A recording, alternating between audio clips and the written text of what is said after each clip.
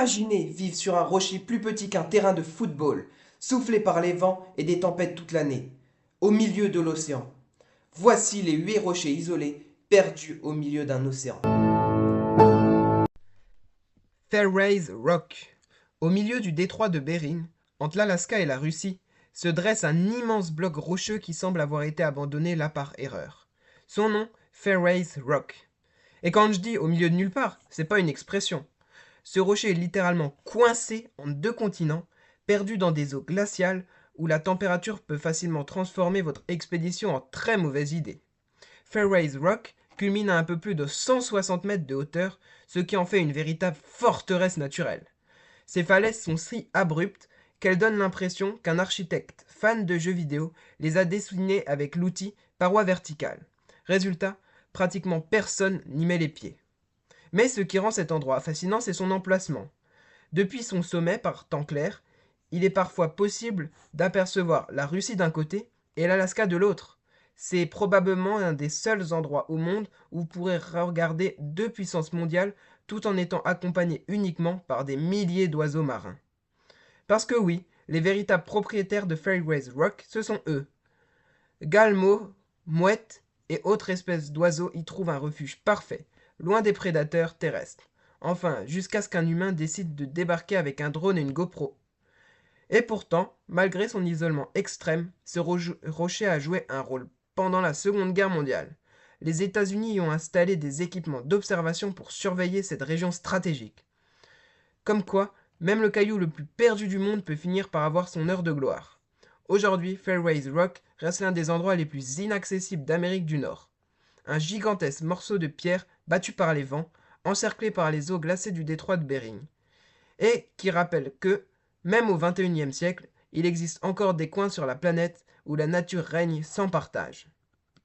San Benedicto! Au large du Mexique, perdu dans l'immensité du Pacifique, il existe une île qui n'a clairement pas demandé à être aussi dramatique. Bienvenue sur San Benedicto, une île volcanique isolée au sein de l'archipel des Revillagigedo. À première vue, ça ressemble à une île normale, jusqu'à ce qu'on réalise un détail important. Il n'y a absolument personne. Pas de ville, pas de village, pas même un petit café avec vue sur la mer, juste de la roche, du vent et l'océan à perte de vue. C'est Mars! Mais San Benedicto a un passé, disons explosif. En 1952, le volcan Barcena entre en éruption de façon spectaculaire. Quand on dit spectaculaire, on parle d'une explosion suffisamment puissante pour modifier complètement le paysage de l'île. En quelques jours, une grande partie de la végétation disparaît, recouverte par la lave et les cendres. Moralité, ici, la nature ne fait pas dans la demi-mesure. Aujourd'hui, l'île est redevenue silencieuse, trop silencieuse même. On a l'impression d'être sur un décor abandonné d'un film catastrophe, figé dans le temps.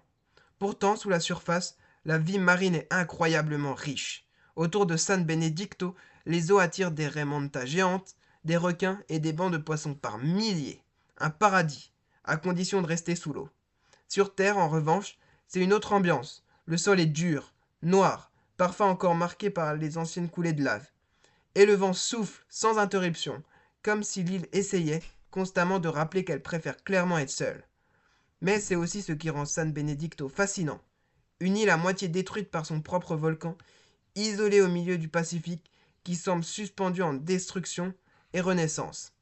Un endroit où la nature a décidé une chose très simple. Ici, c'est elle qui écrit les règles, et elle n'a pas prévu de les partager. Bishop Rock. Au large des îles Scilly, dans l'Atlantique Nord, il existe un endroit si petit qu'on pourrait presque le confondre avec une mauvaise blague de la nature. Bienvenue sur Bishop Rock, probablement l'un des plus célèbres cailloux habités. Enfin, habité par un phare.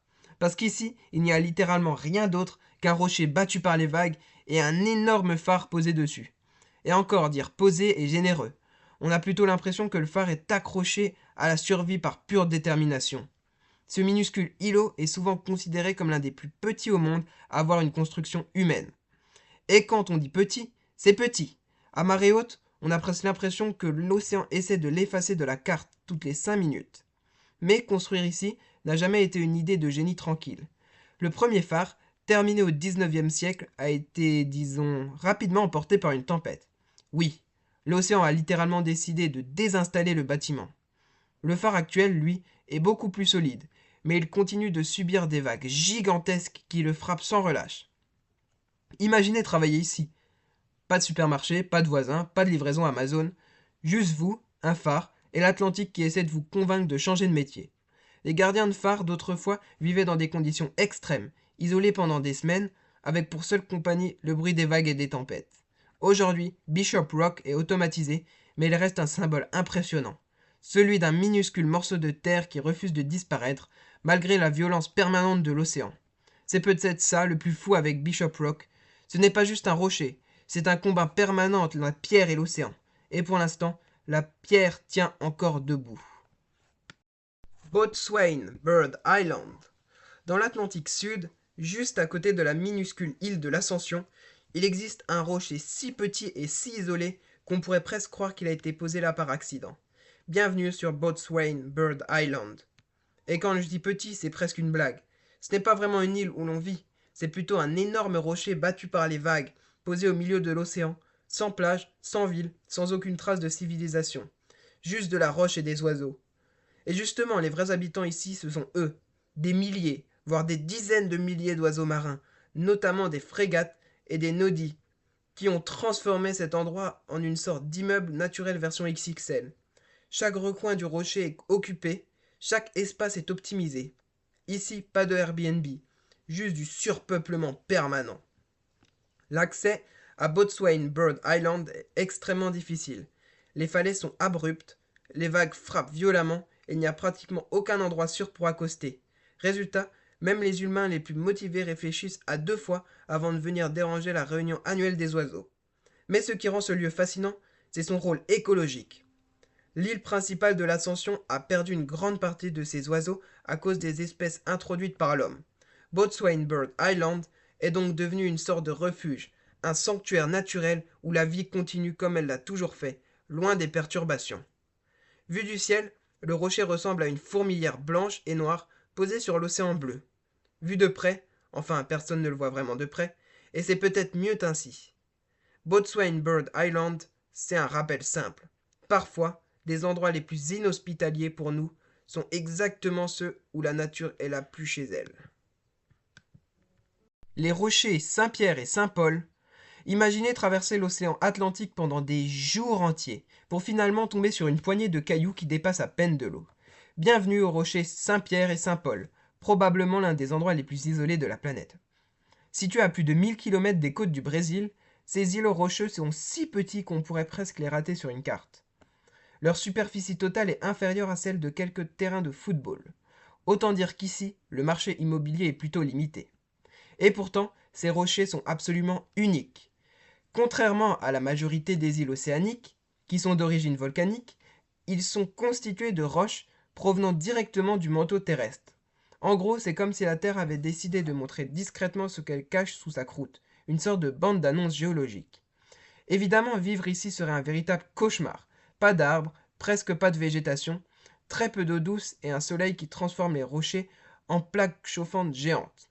Le seul véritable comité d'accueil, ce sont les crabes et les oiseaux marins, qui semblent avoir signé un bail longue durée. Mais malgré ces conditions extrêmes, le Brésil maintient une présence scientifique permanente sur place. Des chercheurs se relaient régulièrement pour étudier les courants océaniques, la faune marine et les effets du changement climatique. Imaginez expliquer à votre famille que votre nouveau bureau se trouve sur un caillou perdu au milieu de l'Atlantique. Entourés d'eau extrêmement riche en poissons, les rochers Saint-Pierre et Saint-Paul attirent aussi des requins, des thons et d'immenses bancs de poissons. Sous la surface se cache un véritable paradis marin, même si personnellement je préfère admirer les requins dans un documentaire que depuis un petit bateau au milieu de l'océan. Ces rochers prouvent qu'il existe des lieux si reculés qu'ils semblent appartenir à un autre monde. Une poignée de pierres battues par les vagues, perdues dans l'immensité de l'Atlantique, mais qui continuent malgré tout à fasciner scientifiques et aventuriers. Bogoslov Island. Au milieu des Aléoutiennes, entre l'Alaska et l'immensité du Pacifique Nord, il existe une île qui ne se contente pas d'être isolée. Elle change littéralement de forme au fil du temps. Bienvenue sur Bogoslov Island. Déjà pour situer le décor, ici il n'y a pas de ville, pas de route, pas de civilisation. Juste de l'océan, du vent glacé et parfois de la fumée qui sort du sol. Parce que Bogoslov n'est pas une île classique. C'est un volcan actif qui a décidé de jouer à cache-cache avec la planète. Et quand il entre en éruption, l'île peut littéralement grandir, rétrécir ou changer de contour. Imaginez une île qui ne reste jamais exactement la même d'une année sur l'autre. Par moments, Bogoslav ressemble à un simple rocher noir perdu dans les vagues.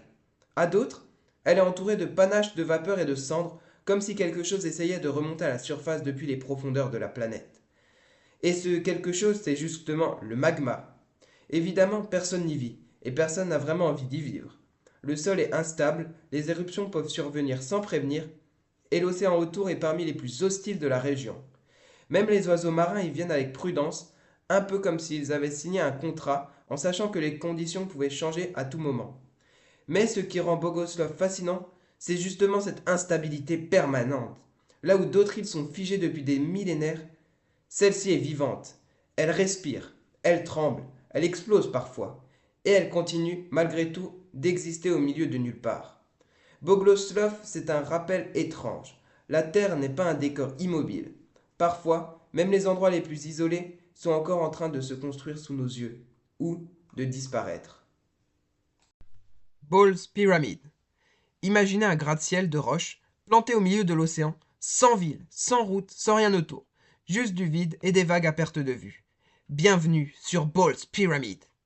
Située dans le Pacifique, à environ 20 km de l'île Lord Howe, cette formation rocheuse ressemble à un accident géologique qui aurait décidé de rester debout par fierté. Avec ses 562 mètres de hauteur, c'est tout simplement le plus haut monolithe volcanique marin du monde. En clair, un pic gigantesque, perdu dans l'océan, qui ne sert absolument à rien, sauf à impressionner. Et honnêtement, même impressionner est faible. Vu de loin, Ball's Pyramid donne l'impression qu'un ancien volcan a été tranché proprement par une main géante. Certains disent même qu'on dirait une montagne qui refuse de couler, comme si elle luttait encore contre l'érosion. Mais ne vous laissez pas tromper, ici, poser le pied est quasiment mission impossible. Les falaises sont abruptes, les vagues s'écrasent violemment à sa base, et les conditions météo changent plus vite qu'un avis sur les réseaux sociaux. Bref, très peu d'humains y ont réellement mis les pieds. Et pourtant, même dans ce décor digne d'un film de science-fiction, la vie trouve son chemin. On y a découvert une espèce d'insecte qu'on croyait disparu depuis des décennies. Le fameux phasme de Ball's Pyramid. Oui, un insecte survivant sur un rocher, perdu au milieu de nulle part. Ball's Pyramid, c'est un peu la preuve que sur la Terre, il y a des surprises et des endroits absurdes. Un pic solitaire, dressé dans le Pacifique, qui rappelle qu'il reste encore sur notre planète des lieux presque irréels. Et voici le meilleur pour la fin, Rock Hall. Imaginez être coincé sur un rocher plus petit qu'un terrain de basket, au milieu de l'Atlantique Nord. Bienvenue sur Rock Hall, probablement l'un des endroits les plus absurdes de la planète. Vu de loin, on dirait qu'un géant a oublié un caillou dans l'océan. Mais ce bout de granit de seulement 25 mètres de haut est situé à plus de 300 km de toute terre habitée. Et pourtant, malgré sa taille ridicule, Rock Hall a provoqué de vraies tensions internationales. Le Royaume-Uni l'a officiellement revendiqué en 1955 en y débarquant des soldats. Imaginez la scène, traverser l'Atlantique pour planter un drapeau sur un rocher où même les mouettes hésitent à faire leur nid. Parce que oui, vivre ici est tout simplement impossible. Aucune source d'eau chaude, aucun arbre, aucune protection contre les vagues géantes de l'Atlantique. En hiver, les tempêtes frappent Rock Hall avec une violence telle que le rocher disparaît parfois complètement sous les embruns. Et malgré ça, certains ont quand même décidé d'y passer plusieurs semaines. En 2014, un aventurier a vécu plus de 40 jours dans une petite capsule fixée au sommet du rocher. Personnellement, après 2 jours sans wifi et entouré d'oiseaux marins qui vous jugent en permanence, j'aurais demandé l'évacuation. Rock Hall est la preuve qu'il existe encore des endroits sur Terre tellement hostiles qu'ils semblent défier le bon sens. Un simple caillou perdu dans l'immensité de l'océan. Devenu, malgré lui, l'un des rochers les plus célèbres du monde. Et c'est déjà la fin de cette vidéo. Merci d'être resté jusqu'au bout. N'hésitez pas à vous abonner à la chaîne, à liker cette vidéo et à laisser un petit commentaire. Allez, à bientôt.